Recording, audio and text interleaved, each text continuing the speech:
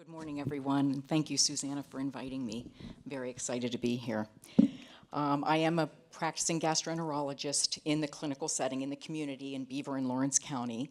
I did all my training at the University of Pittsburgh, and I guess to try not to date myself, but in a lot of the years of my training, we referred to hepatitis C as non-A, non-B hepatitis. And so early in my career, my partners and I struggled with treating hepatitis C. We saw many patients. We were there at the beginning with the various permutations of treatment, many of them toxic, interferon, ribavirin, and learning how to deal with the side effects of these treatments. But as Jay alluded, we saw this evolution in science at its best, developing treatments for hepatitis C, so that now it's rare to even see a hepatitis C patient in our practice. And so as that was waning, we began to see this metabolic pandemic of multiple metabolic diseases, including MASLD. And so we're at this moment, this is where we are. So this slide was donated to me by Dr. Alkhoury, and for anyone, Naeem Alkhoury, who's very intimate to the fatty liver space, just making the point that there are millions of patients with this disease and only a few providers that really understand how to care for it. But what I wanted to do was take it a step before fatty liver and look at the real root problem. And I think that problem is insulin resistance, which now worldwide is the epidemic of our lifetime. And so if you look at population-based studies, you'll see that if we look at markers of metabolic syndrome that include what we all know as the basic markers, high triglyceride, low HDL, central obesity, hypertension, high glucose, across the population, only 12%, and by some estimates, maybe only less than 10% now of the adult population can say that they check normal on all of those boxes, so that we have over 90% of the population having at least one marker of the metabolic syndrome, one marker of insulin resistance. And one of the biggest take-home points from this study was that in 2/3 of the normal weight people in this study had markers of insulin resistance and metabolic dysfunction. And if we get time later on, I can share my own story of insulin resistance myself, being as lean as I've ever been, the same weight my entire life. I had insulin resistance, and only because of my training did I understand what it was and rapidly got it turned around before I ever became ill from it. So I think, again, just sort of taking the thoughts away from this just being an obesity disease to that anyone can have insulin resistance, lean or overweight or obese. We're all at risk. So I think it's very important to understand that insulin resistance is one of the core issues for all of the diseases that we're seeing, including steatotic liver disease, but diabetes, hypertension, mental health issues, infertility issues, depression, dementia, migraines, and infertility issues. This picture comes from one of my favorite articles. It was written by Jeff Volek, is one of the chief authors on it. He is probably one of the nation's experts on insulin resistance and low-carb ketogenic diets, and looking at what are the roots of insulin resistance. And I love this. This is actually something that we give to our patients at their first visit, because they can find out where they are on that spot, and we can move them from insulin resistant to insulin sensitive. But obviously we can't change our genetics or our age, but the other 4 factors over to the right, exercise, carbohydrate intake, sleep, stress, these are all the things that we address with our patients to move them from metabolic illness back to metabolic health.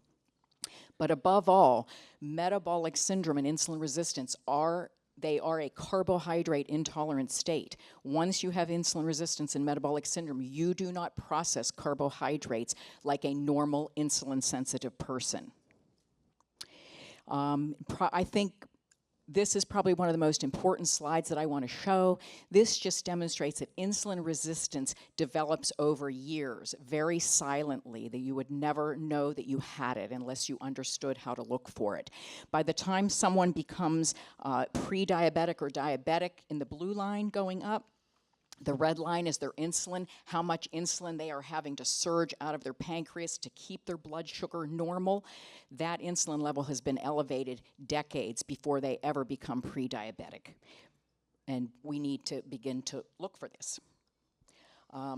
We also need to be talking about what is this elevated insulin that comes along with insulin resistance. It's like two sides of the coin. If you're insulin resistant, you will have hyperinsulinemia, high insulin being surged out of your pancreas to keep that blood sugar low. Not many people are really addressing this hyperinsulinemia, and that elevated insulin, and if you come to my talk a little bit later this morning, I'll get into this slide, has multiple detrimental effects throughout the body. And so I like to say, keep it simple. If we want to avoid MASLD, we need to avoid metabolic syndrome. If we want to avoid metabolic syndrome, we need to avoid insulin resistance. And so how do we do that? How do we shape our life to either look for the early clues and get it reversed quickly or to avoid it altogether? That's what I'll be talking about a little bit later.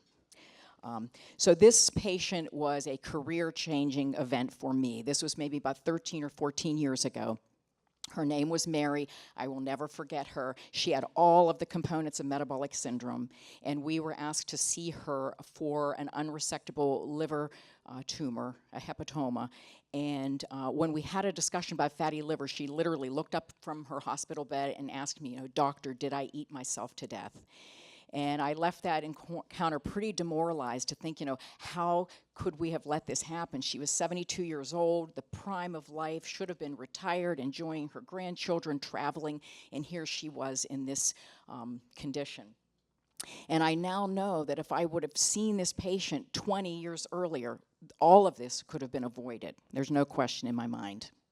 And so that put me on a path to change my career trajectory. And for any of the younger people in the audience that are thinking about beginning to tackle this, I'll tell you the things that worked for me and the things that didn't.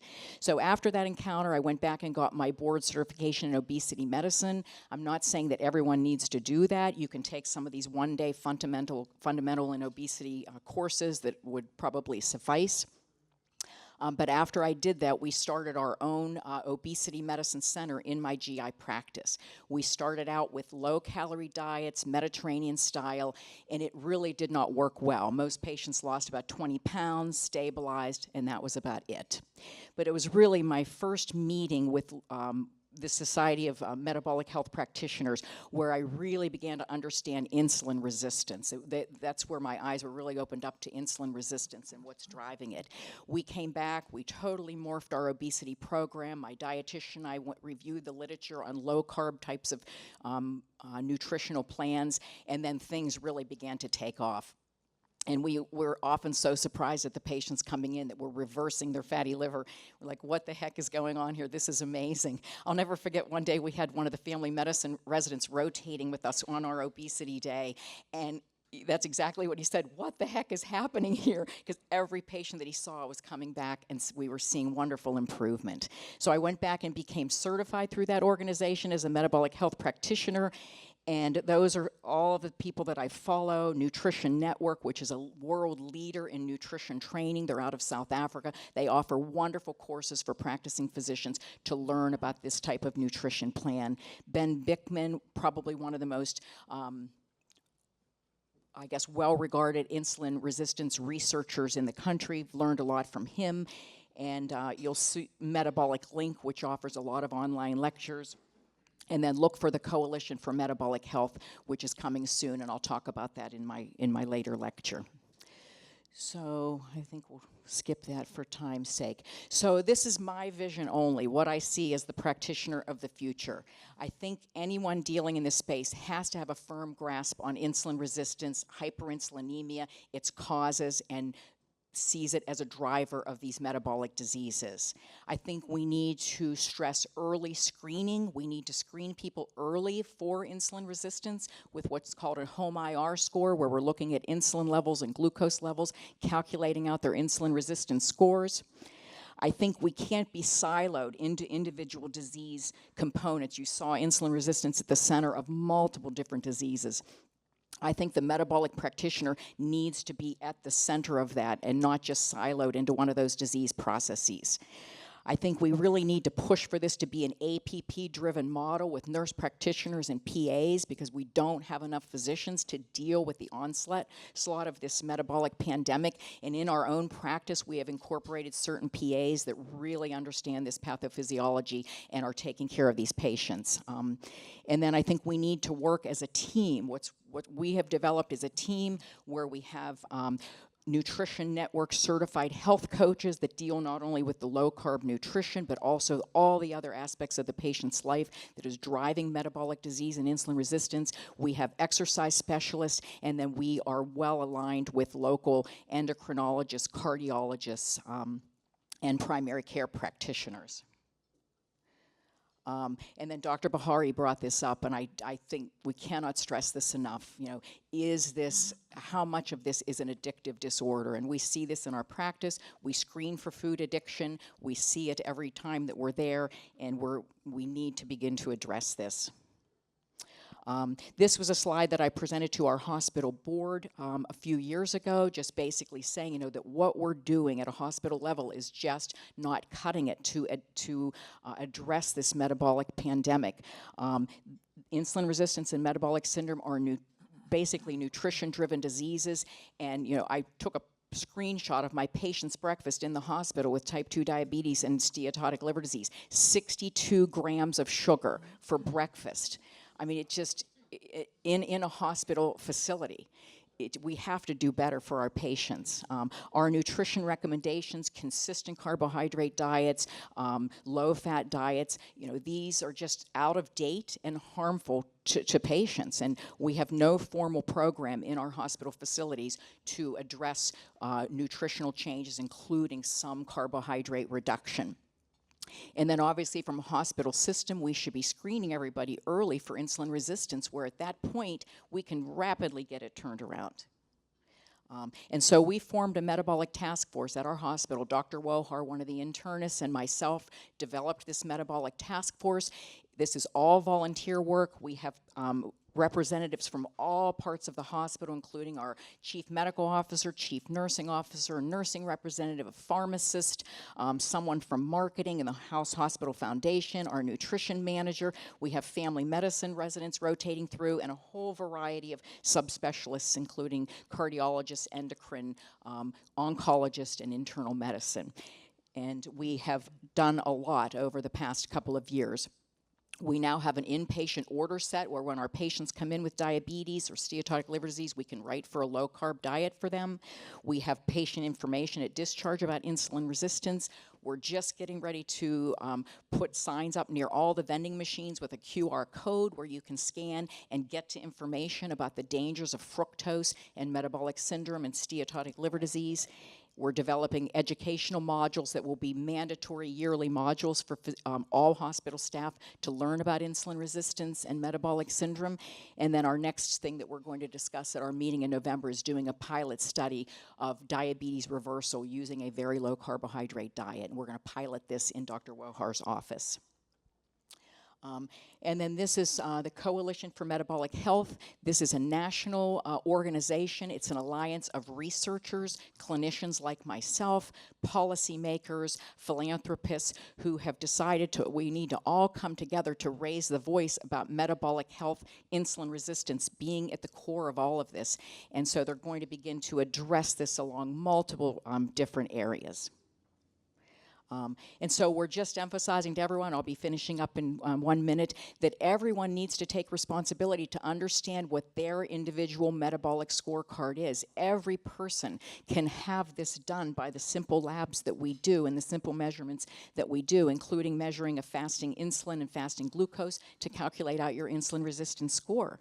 Once you understand if you're at risk, I'll go back to this slide, you can put in where you are, and then you understand all of the pathways that are there to begin to reverse this before you ever become ill. So that's my perspective.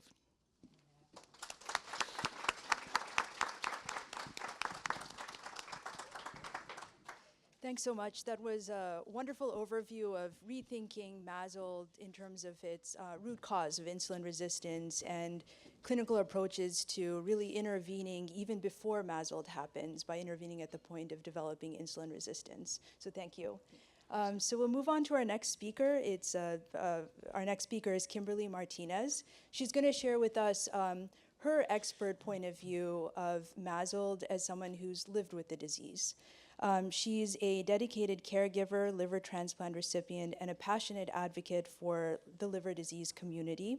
And she's going to draw from her own personal experience through transplant and caregiving to share with us what it's like to actually have the disease.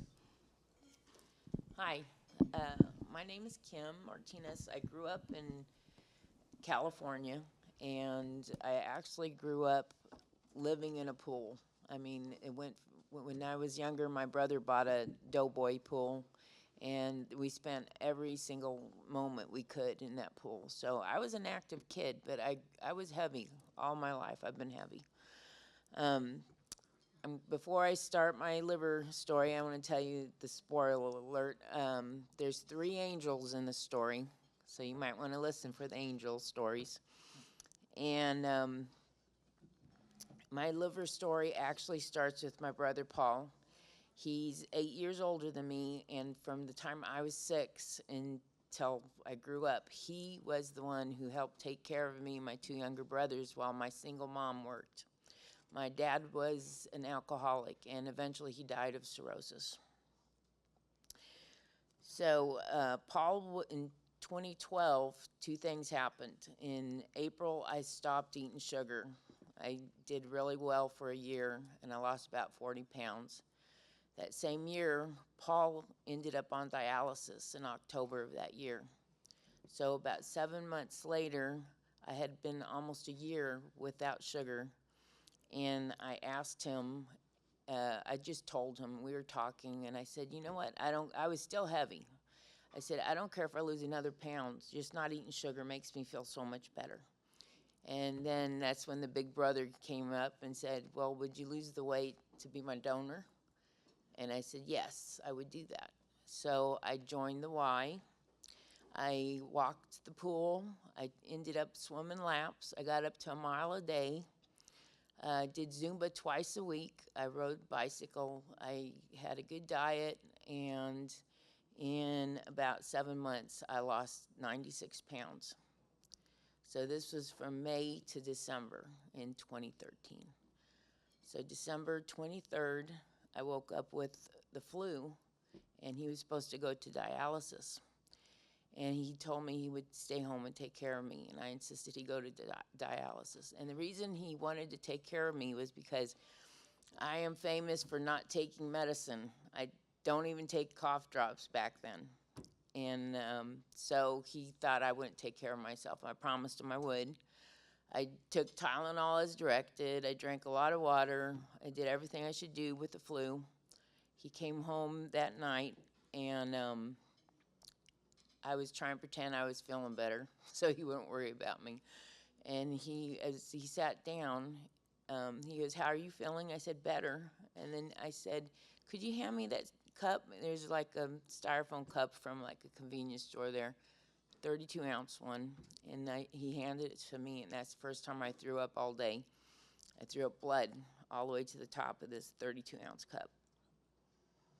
So he started freaking out.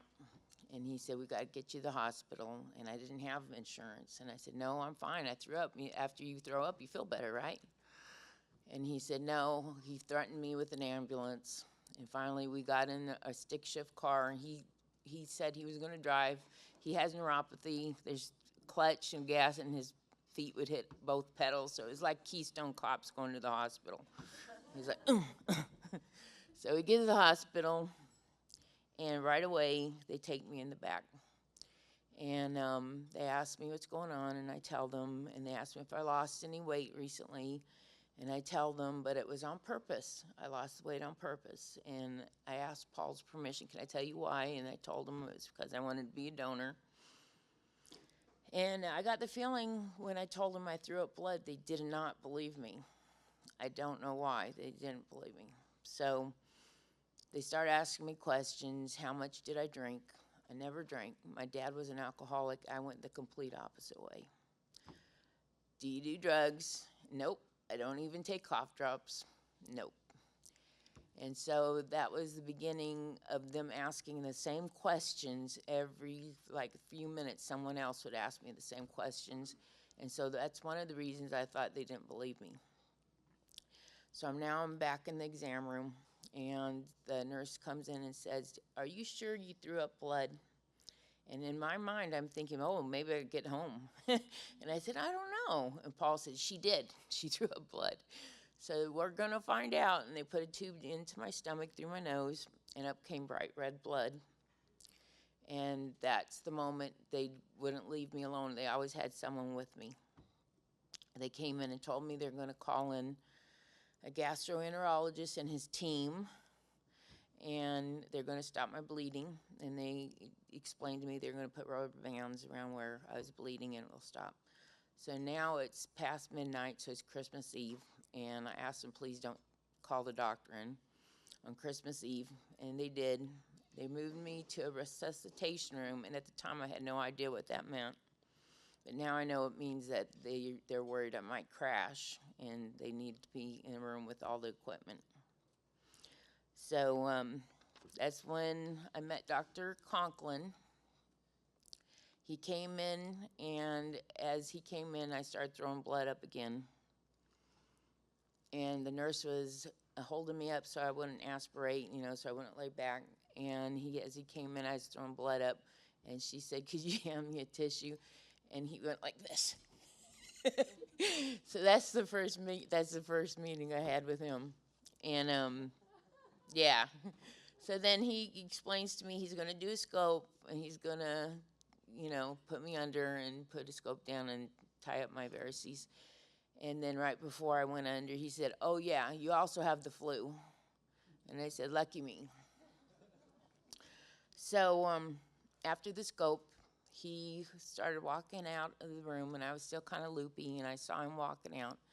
And I stopped him. I said, "Hey," I said, "I don't appreciate you guys asking me the same questions, because it sounds like you don't, you think I'm lying." And he said, well, he apologized, and he said, "Well, that's what we do. We have to do that." And I said, "Okay." But by that time, they thought I was a liar, but I thought they were stupid. So, yeah, I really did. So they settled me in the room. I went upstairs, and they settled me in the room, and nurse cut off the rest of my clothes. I was so cold, I didn't understand why I was so cold. And I found out when she cut my clothes off, they looked like they were dipped in red paint. I was sopping wet, and that's why I was freezing. I was shivering. So now the first time in 2 days, I'm warm, I'm comfortable, and I'm sleeping. And I'm half asleep, and I wake up a little bit, and I see an angel in my room. I open my eyes, and it's Christmas Eve, and it turns out it was a nurse wearing a halo. So I go back to sleep, and the next person that comes in is definitely not an angel. He's another doctor on the same service with Dr. Conklin, and he comes in. I'm not going to tell you his name. He comes in, and he starts interrogating me again. And I tell him all the answers. And he says, "Well, you must have done something. This is all your fault, and you're going to be dead in 2 years." And this was in my dark hospital room, Christmas Eve, with no family around. So as soon as he left, I didn't want to be there anymore. So I got up out of the hospital bed, and I slept on the couch for visitors. That was me being a rebel. It was very uncomfortable. So I was discharged on Christmas Day, and on my discharge papers it said cirrhosis, most likely due to NASH. And I had no idea what NASH was. No one told me. I went home, I Googled it, and every single word that doctor said was written out. I most likely would be dead in 2 years. At the time, I was taking care of my mom, who was in her 80s. I was taking care of my brother, Paul, who was on dialysis. And I had no idea what was going to happen to them. So I didn't have insurance. This is like 2013. Remember, the ACA was coming online.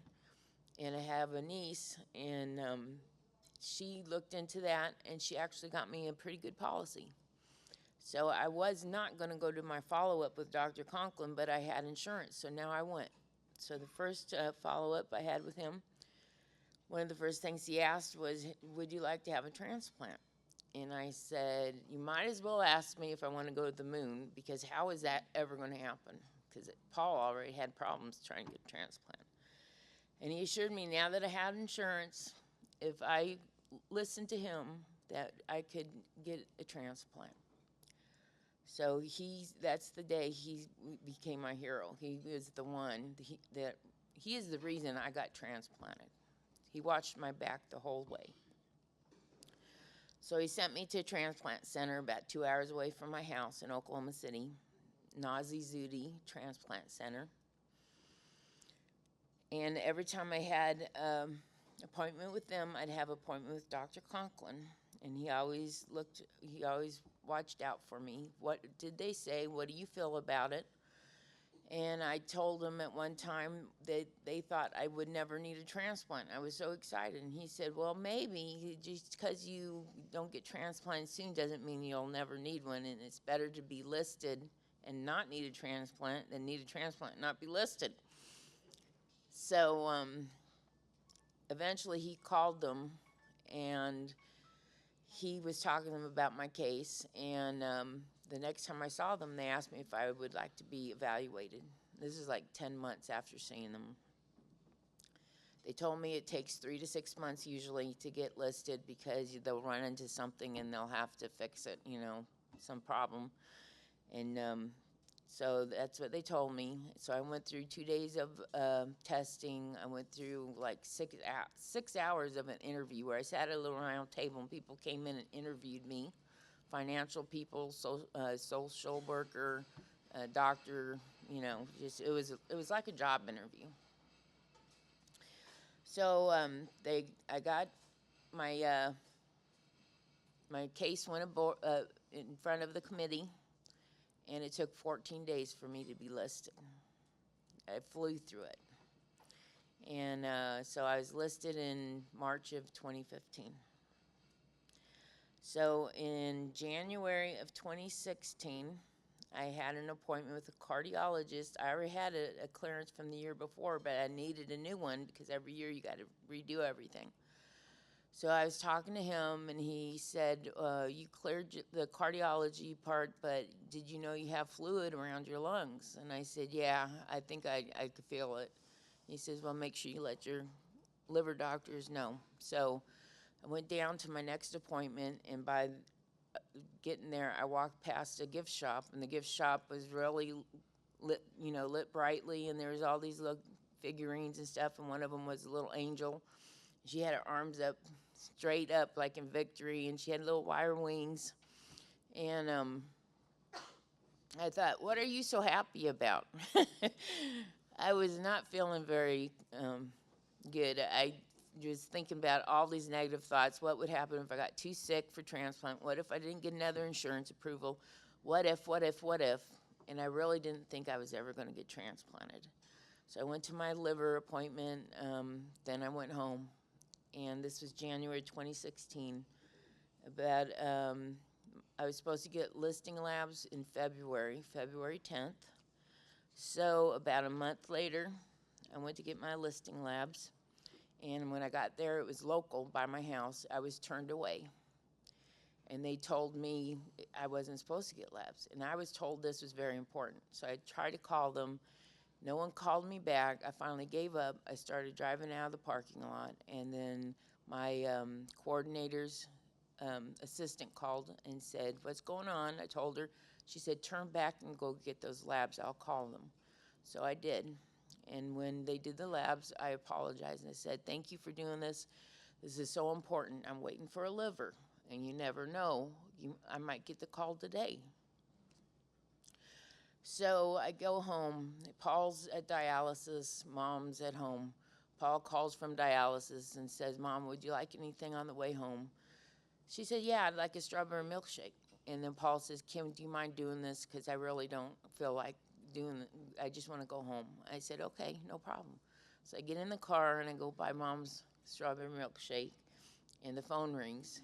through the car, and it looks like my transplant center, and I'm thinking they're apologizing for the mix-up or telling me something about the blood draw that earlier that day.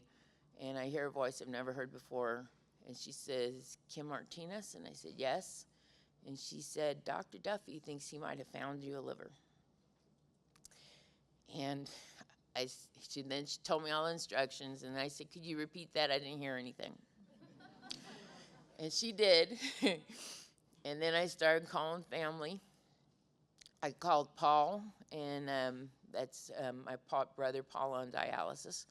And he answers, "Hello." And I say, "Paul," and he goes, "I'm driving," click.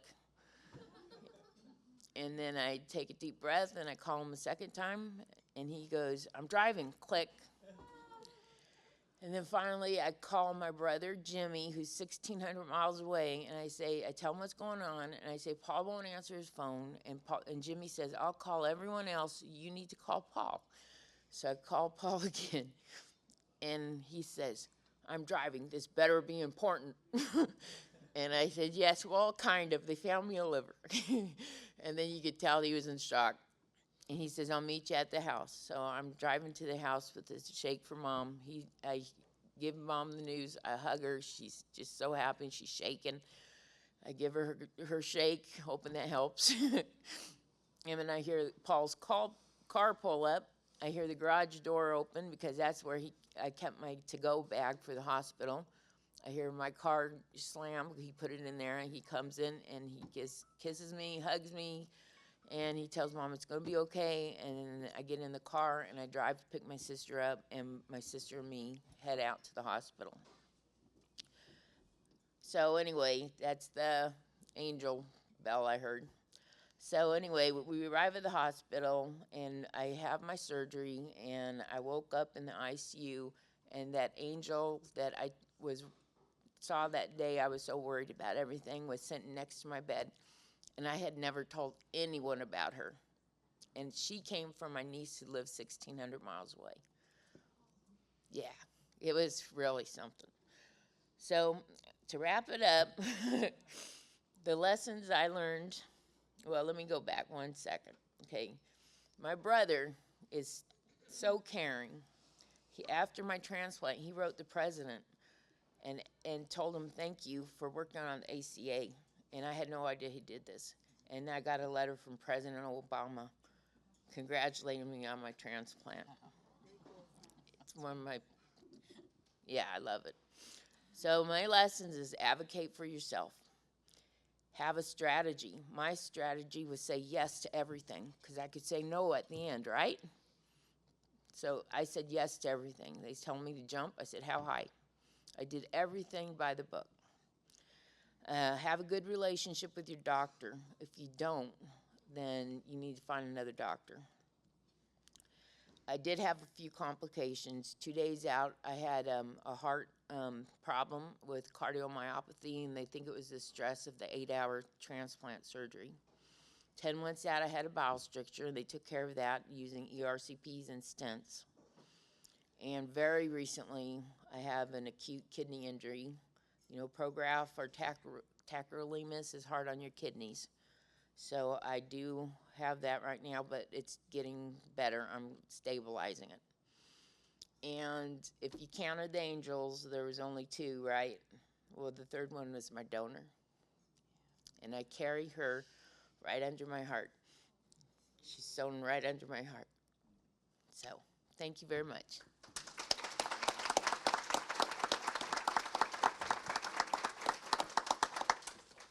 Thank you so much. That was such a touching story. So it was hard for me to interrupt you. And I want to just say the lessons that you shared with us, I think, are great lessons for navigating through medical care and actually navigating through life. So thank you. So now we'll move on to our next speaker, who's Dr. Lance Taylor. He's going to bring drug development perspective to this discussion. He's a member of the University of Pittsburgh, Oregon Pathobiology and Therapeutics Institute and a member of the Department of Computational Systems Biology. He's a pioneer in cellular imaging and systems biology and has done groundbreaking work in developing methods and advanced systems that are transforming drug discovery. So I look forward to hearing from you. Welcome.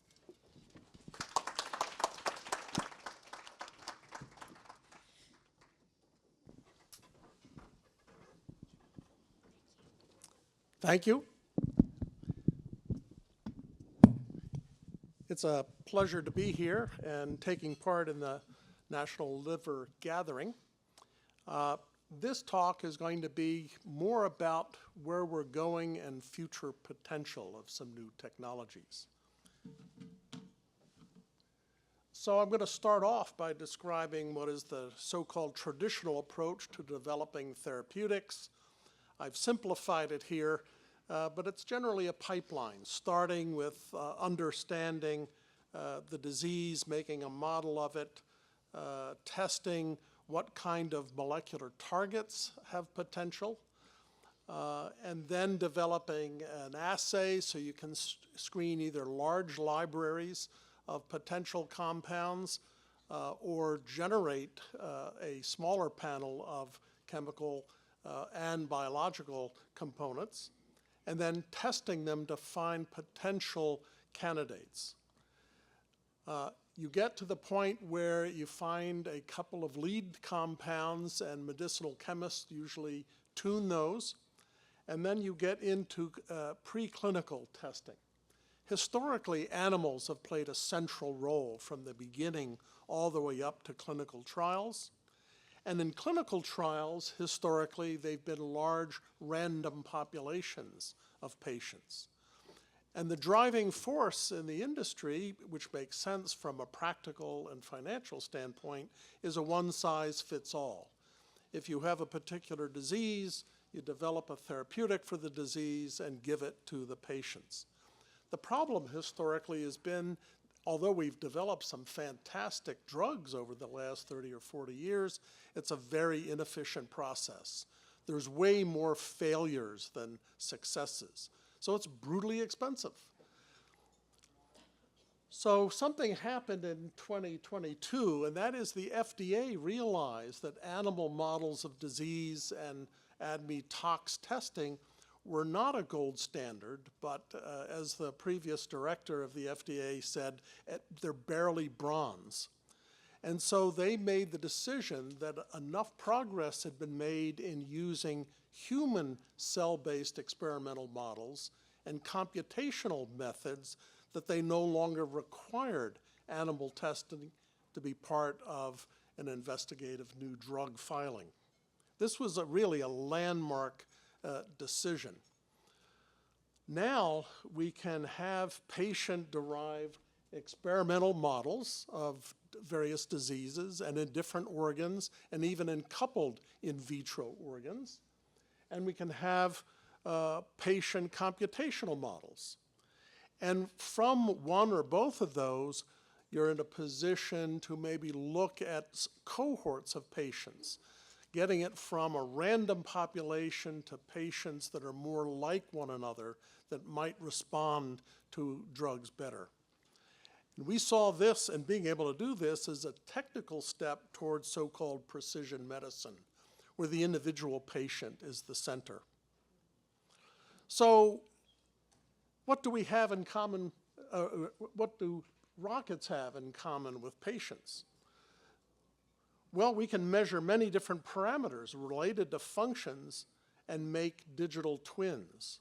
So if you think about the rocket industry, you can't use firing a rocket as an experimental system, where every time you fire a rocket, you change the thrust power, the angles, the weight of the rocket, and then have it fail, and then you do another experiment from what you've learned. It's too expensive and too dangerous. Well, in fact, what engineers did about 25 years ago, 25 to 30 years ago, is to say, well, maybe we can make a digital twin of the actual or real space rocket and plug in mathematically all of those characteristics, and then we can make predictions. What if we do this? What if we do that?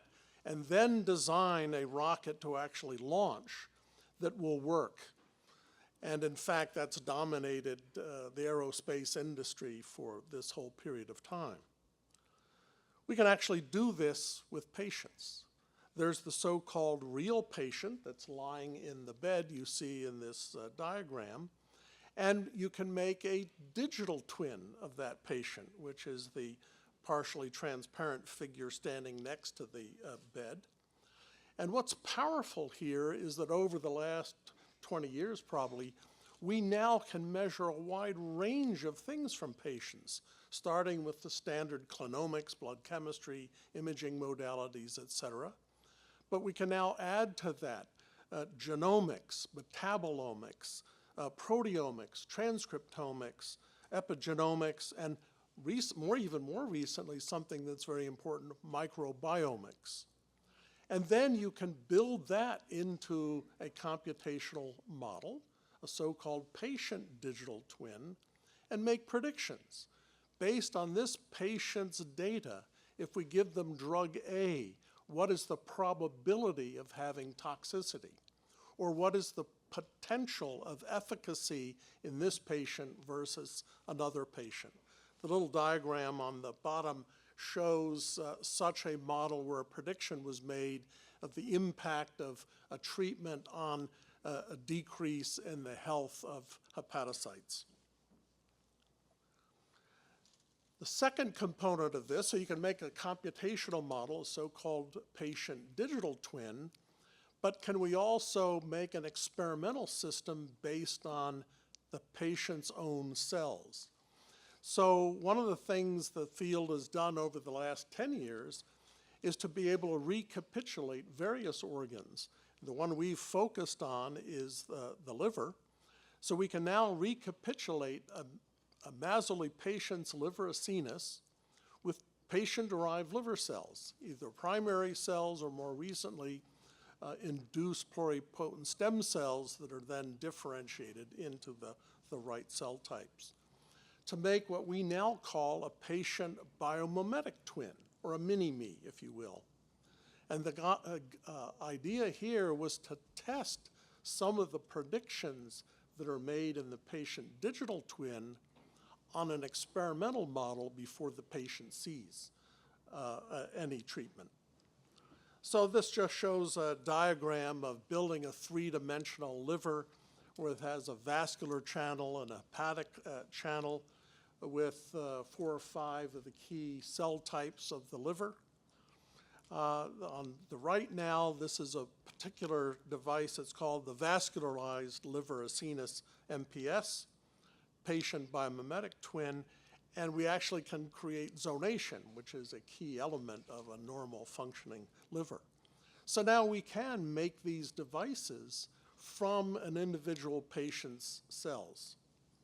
I won't go through into the weeds on this data, but in preliminary data, we can take a subset of the key cells made from induced pluripotent stem cells that we generate from an individual patient, differentiate the iPSCs into the major liver cells, and then build one of these mini-me's, the patient biomimetic twin. We can recapitulate MASLD development, and at the bottom, just show that you can take the drug resmetirom in a patient, this particular patient, and decrease in this first study the steatosis. Of course, we're looking at fibrosis and immune activation, et cetera. But it looks very promising that this can be done. Well, we know that MASLD patient heterogeneity complicates drug development, selecting patient cohorts for clinical trials, and ultimately patient treatments, as Dr. Bahari pointed out earlier today. So we also know there's multiple components for patient heterogeneity. It can arise from genetics, particular genes and the variants that are, quote, supportive of MASLD development into MASH, or ones that are more productive. There's a lifestyle, the diet, levels of sugar and fat in diets, environment, like the microbiome, which varies between patients, and then comorbidities, whether patients have MASLD as well as type 2 diabetes or cardiovascular disease, et cetera. The goal here, since we know that the drugs that have come along, including resmetirom, don't impact in efficiency and efficacy 100% of patients, but a smaller percentage, can we identify sub-cohorts of a large population that could be treated more directly? One of the things that we know about the drugs that have been coming along is that they don't have efficacy in 100% of patients, but they're also brutally expensive.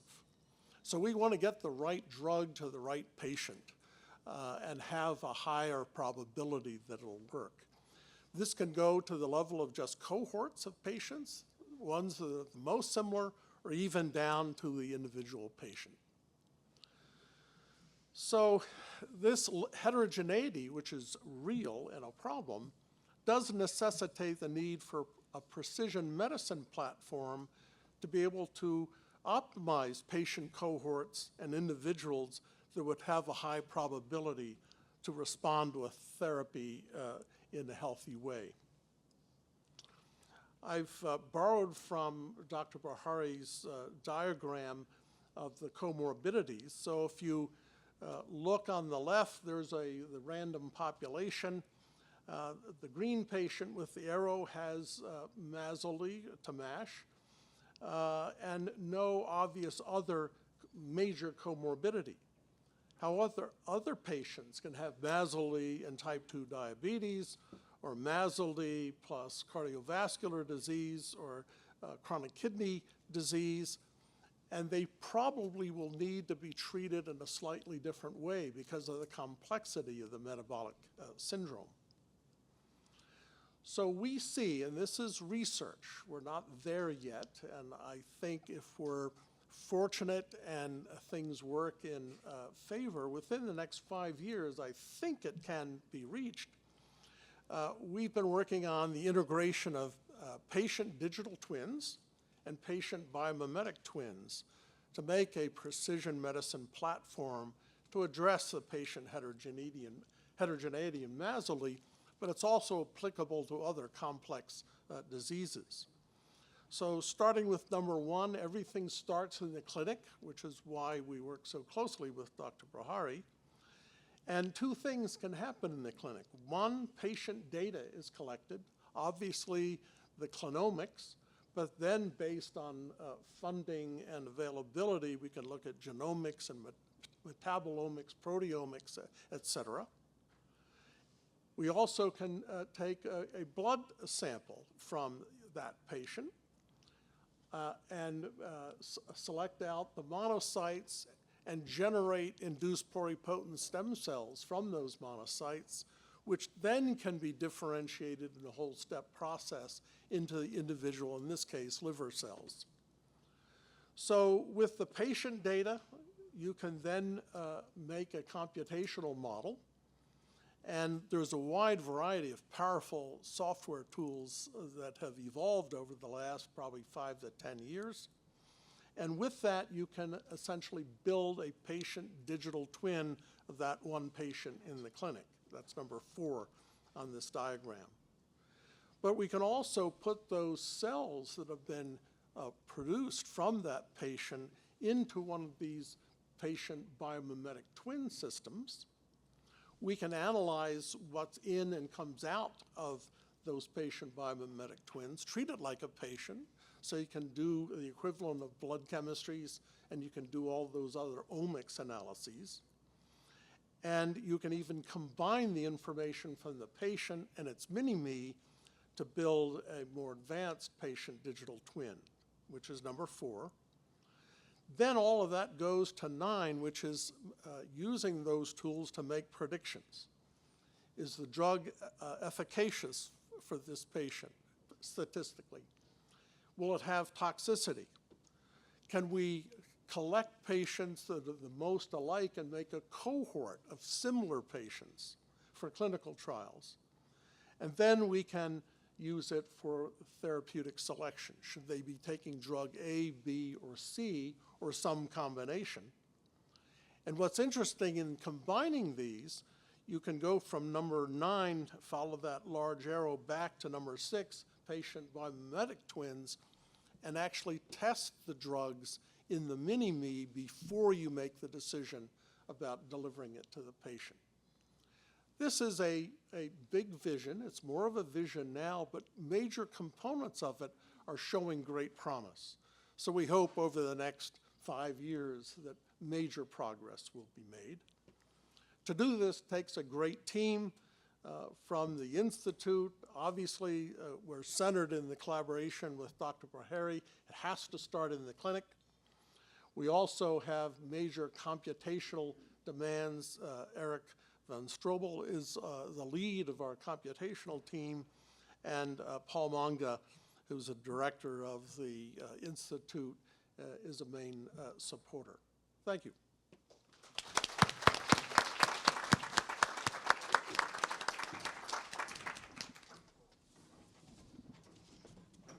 Thank you. Well, more efficient approaches to drug development and precision medicine are definitely needs, and the digital twin is an exciting tool to that end. I can also envision ways you could use it to better counsel patients and help them make decisions about medications in the clinic. So next up is Chris Freitz, who's going to talk to us about the experience of drug development for MASLD. He's Vice President of Corporate Communications and Patient Advocacy for Madrigal, and he spent more than a decade working at companies developing MASH medications. He's going to provide a biopharma industry perspective of the journey of bringing new medications to patients with MASH.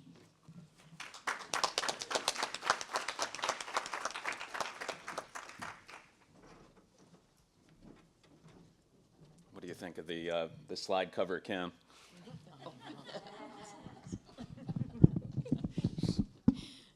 I just want to thank the Community Liver Alliance for inviting me to speak. What a great event, right? I mean, look at how many people are here. Where's the remote here? So a little bit about me. I lead communications and patient advocacy for Madrigal. I've been working in the MASH space since about 2014, actually in the liver space, also working in PBC. I see Carol Roberts of the PBCers in the background here. Carol, this is a self-portrait that I did for the PBC conference in 2018, so I want some credit for this.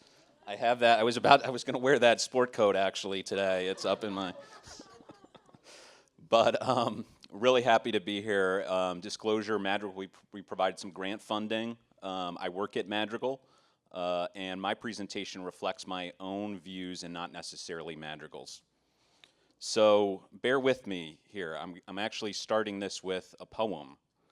And this is a poem by a poet named Elizabeth Bishop. I don't fully understand the poem. It's a little bit complex. She wrote this very late in her life. It was one of her last poems. She had just experienced the loss of a partner. And it's called One Art is the name of the poem, but one of the earlier titles of the poem was The Art of Losing. So I'm going to read the poem now. The art of losing isn't hard to master. So many things seemed filled with the same intent to be lost that their loss is no disaster. Lose something every day, except the fluster of lost door keys, the hour badly spent. The art of losing isn't hard to master. Then practice losing farther, losing faster. Places and names and where it was you meant to travel. None of these will bring disaster. I lost my mother's watch, and look, my last or next to last of 3 loved houses went. The art of losing isn't hard to master. I lost 2 cities, lovely ones, and vaster. Some realms I owned, 2 rivers, a continent, I missed them, but it wasn't a disaster. Even losing you, the joking voice, a gesture I love, I shan't have lied. It's evident, the art of losing's not too hard to master. Though it may look like, write it, like a disaster. So again, I don't fully understand that poem, but it kind of speaks to me. I think it's about memorializing loss and a little bit of the beauty in that. And she kind of goes from things that are small losses to things that you can tell are really big losses. We'll talk a little bit about this at the end, but she wrote so many drafts of this poem. And you know, why did I start this talk with this poem? Because the biopharma companies have experienced a lot of losing in MASH. And you've heard some of that, you know, in this talk, just a lot of losing, a lot of difficult times. You know, me working in patient advocacy, I've delivered a lot of bad news actually to some of the people actually in this room. And it's very difficult to go through that process. And, you know, I just can't imagine what it's like to be a patient who's seen all the failures and participated in trials that failed. So I'm going to talk a little bit about that. So after more than 20 medications failed in testing, MASH became known as a graveyard of drug development. And this was just the view of the field a few years ago. And just let me read a few of these news headlines. I work in communications. I'm always trying to get news coverage of MASH. These are not the kind of headlines that I was hoping to see, you know, in the field, and I think not you either. So Bristol Myers becomes latest victim of unforgiving NASH as mid-stage asset shelved. After trial failure, GenFit cuts staff and gives up on experimental NASH drug. Medicrin shares halved. Mixed bag. Gilead's NASH combination treatment fails mid-stage study. Cenicriviroc lacked efficacy to treat liver fibrosis in NASH. The NASH curse strikes again.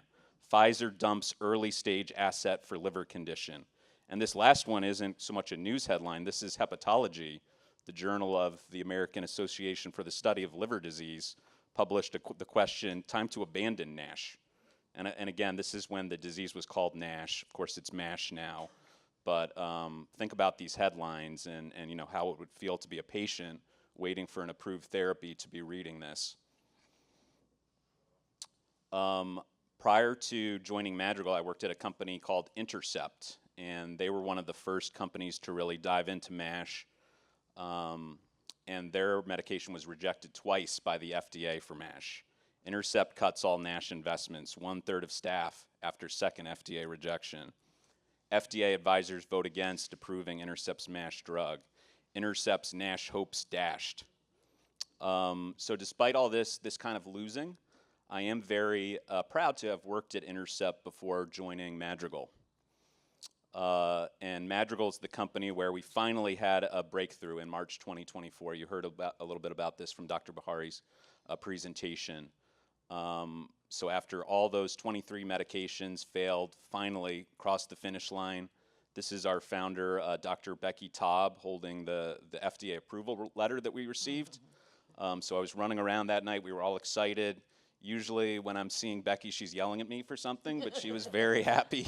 She was very happy in this photo. So this was kind of a historic photo, and we had, both personally and for the field, but we, you know, it was just such a huge moment. We quoted Wayne Eskridge, the CEO of the Fatty Liver Foundation, who many of you know, in our press release, and just talking a little bit how it was, you know, kind of a celebration after so many patient advocates had really been trying to contribute to the education and the research, and hopefully, you know, the approval of this first medication also just accelerates the field a little bit and allows us to have, you know, more events like this and just grow all the energy in the field. But I want to return to Intercept, and I think this is kind of a little bit the point of my talk. So Intercept, the company that was known for losing in MASH, really had some people who were great at their jobs, and they ended up in other companies. Other companies working, trying to develop new medications for MASH, and you heard about this in a lot of the presentations this morning. So company Inventiva has a phase 3 trial. Altimmune, our former CEO at Intercept, is at that company with a GLP-1 medication. Akero, the company that showed those great data reversing cirrhosis. Sagiment, Terns, 89 Bio, really exciting companies with medications that there's a lot of promise here. And look how many people at Madrigal used to be at Intercept. So very interesting kind of, I think, symbol of the resilience, hopefully, of people in our industry to kind of keep moving forward even after a lot of loss. And Intercept, I think, really braved the way with a lot of firsts for the industry in MASH patient education and advocacy. Invested a lot in some of these programs to bring patients together for roundtables so that the company could listen to their perspectives. We supported some early screening studies by patient advocates. I was very proud of that, helping patient advocates get more involved in research and run their own studies. Wanted to really make sure that regulators and some of the bodies that kind of value medications were hearing patient perspectives and patient voices were included there. Did some of the first broad education campaigns about non-invasive tests for MASH. So again, the medication didn't pan out, but the company, I think, did a lot of important work on the education and patient advocacy side that still endures. And I would just say MASH headlines look very different now, right? Inventiva, NASH hopeful, cuts inflammation, scarring in phase 2. Madrigal MASH drug handily tops forecasts as execs discuss GLP-1 combos. Novo Nordisk obesity drug, Wegovy, cleared to treat MASH. Akiro smashes everyone is addicted to these MASH, smash, and all this stuff in the headlines. But Akiro smashes expectations in MASH, showing its drug reverses fibrosis and fatty livers. 89 Bio kicks off phase 3 trial for pegozafermin in MASH.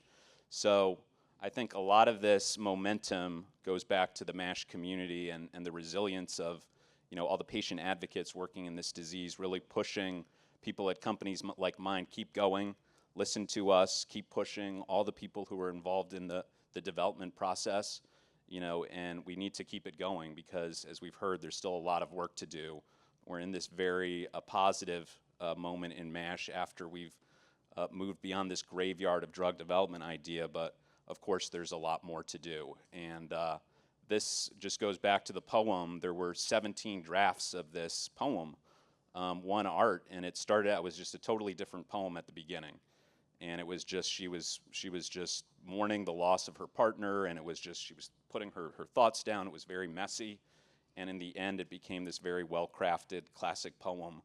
And I think there's a little bit of a connection there to what I was trying to say about MASH in my talk. So thank you.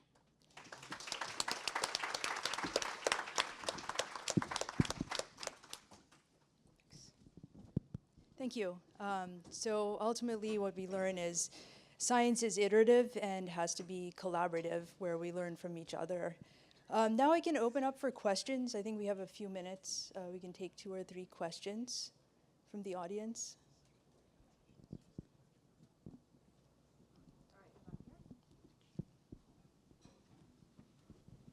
Sure, yeah. Is that okay? Okay, hi. Hi, thank you all. Kim, I always like hearing your story. Thank you for sharing. And to everybody, thank you for sharing information on MASH.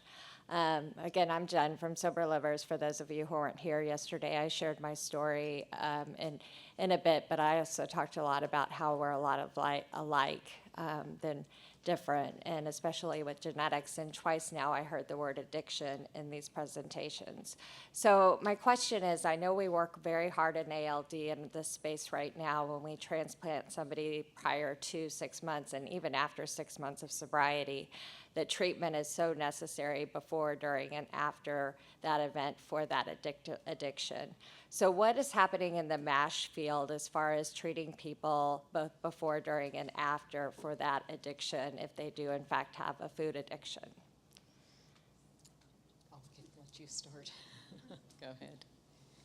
Yeah. So you bring up a great point. Over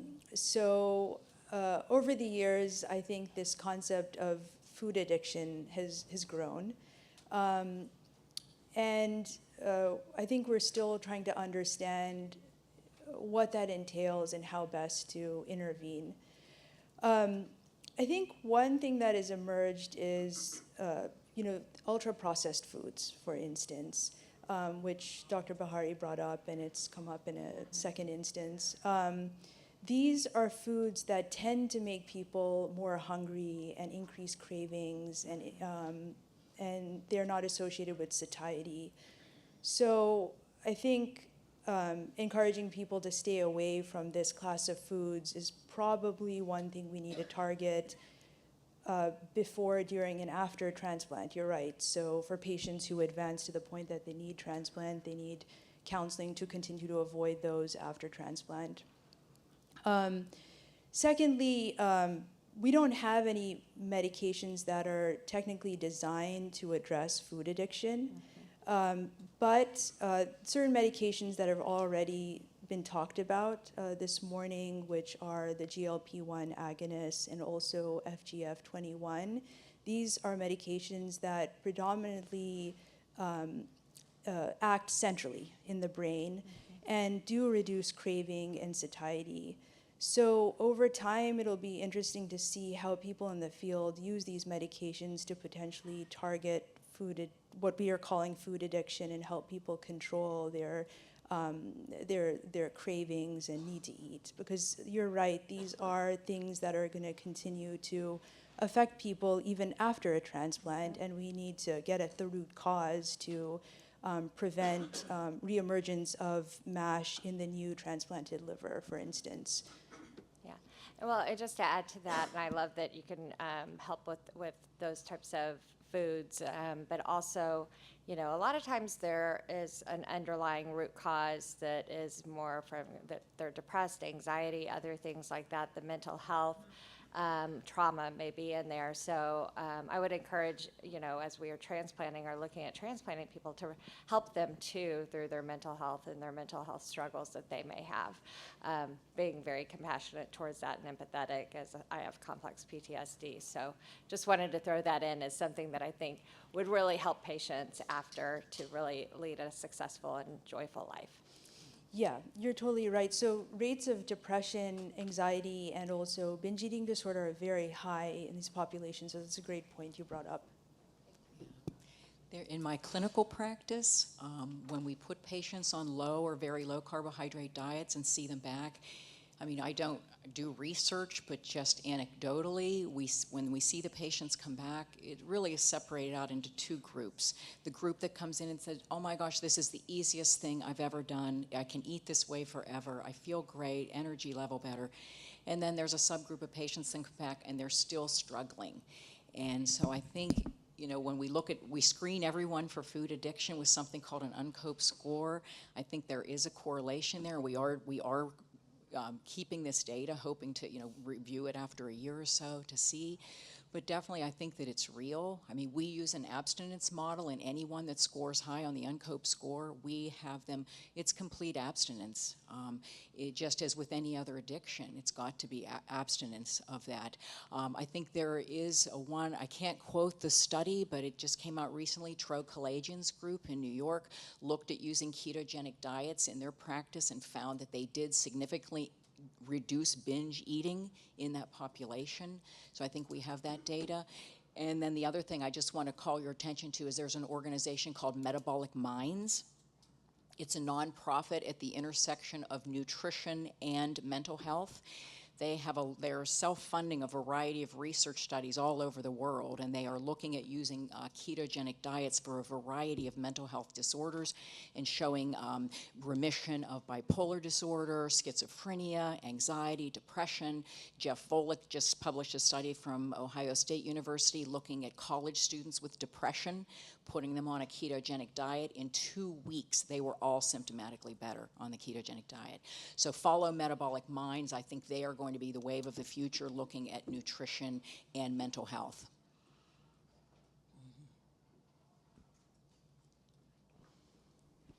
I'll just add one more point, unless someone has another question. Another thing worth thinking about is that, you know, the way we eat, the way we drink is also socially driven. And there's a lot to be said about intervening at that level, at the policy level, at the level of what's available to us for cheap. And one of the, you know, the WHO, the World Health Organization, has a set of interventions they call quote unquote best buys for intervening on obesity and diabetes. And now we've adopted these into thinking of strategies for MASLD as well. And one of these set of best buys are excise taxes on alcohol, excise taxes on sugar-sweetened beverages and sugar-sweetened foods in general. So that's an area for advocacy. There are pros and cons to intervening at that level, which is for a different discussion. But I mean, that is considered a WHO best buy. And there have been studies that have found, for instance, in the setting of alcohol, excise taxes on alcohol actually not only decreases consumption of alcohol at the population level, but actually reduces serious cirrhosis complications. They've actually been able to show that in the setting of alcohol. For sugar-sweetened, foods and beverages and things like this, there have been smaller studies done, and they've showed that those kinds of taxes have an impact on consumption of sugar at the population level. So these are other actually very interesting areas of advocacy that groups like this could work on. I have a question. I think this conference is really very helpful for everyone because it has a lot of comprehensive information. When we go to our PCP and you're being tested for your blood works and you have high cholesterol, usually they just treat you with anti-lipidemia, but they don't really look at the other factors that could be an indication that you might be needing a testing for MASLD. So I'm thinking, where are we, the PCP's practice? What can we do to make more awareness so that these people with diabetes on anti-lipidemia medications can be looked further for testing for MASLD?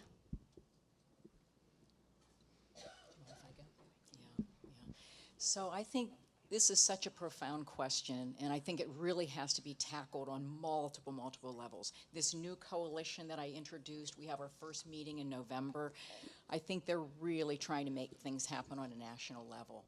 But I think from the grassroots effort, I think that as a physician, we formed that metabolic task force. We brought everyone together in our healthcare system from multiple levels in that healthcare system to say, look, we have to tackle this and raise awareness. And so that's what we're doing. We're just about to roll out an educational program, a yearly mandatory program for every employee of the hospital system that looks at metabolic syndrome, insulin resistance, early clues, so that people understand you don't want to wait until you're diagnosed with prediabetes. You've been hyperinsulinemic for 15 years by the time you're pre-diabetic. We want to know how can we begin to screen locally for this. And one of the biggest pushes is going to be in the pediatric population. I mean, there are studies that look at if you can have a child that maintains a normal insulin level, their risk of developing obesity is low. If they're in the 75th percentile of elevated insulin, their risk of developing obesity skyrockets. And so we have to begin locally, too, to educate medical staffs. And I think everyone has that responsibility in their own sphere, whether you're with your friends, whether you're a physician on a medical staff, anywhere along the hospital system. We all can begin to take control of this and advocate for this. So thank you. We'll continue this conversation over the break. I think there's some snacks rolling out, ironically. We'll see you all when we reconvene. Sorry, I wish I had you. I don't know if you can, if you have a question and you want to go up and My ask doctor's one of been them, on wait till after. GLP-1s. Are you sure? My Okay. insurance doesn't cover it.